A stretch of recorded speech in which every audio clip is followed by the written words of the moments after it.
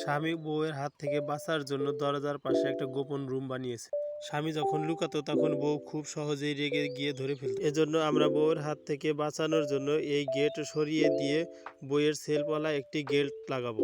পড়ার জন্য সুন্দর সুন্দর বই থাকবে এবং পিছনে এসি লাগাবো, যেখানে খুব সহজেই স্বামী লুকিয়ে থাকতে পারবে এবং বউ বুঝতে পারবে না।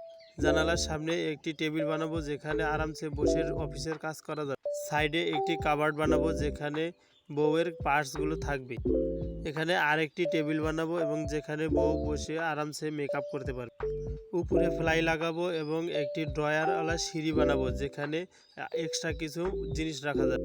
সাইডে আরেকটি বইয়ের সেলফ বানাবো যেখানে পড়ার জন্য সুন্দর সুন্দর বই পুস্তক থাকবে।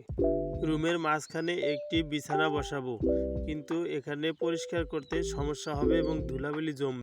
দেওয়ালে সফট প্যাড লাগাবো এবং স্টিলের স্ট্রাকচার তৈরি করব। উপরে আরামদায়ক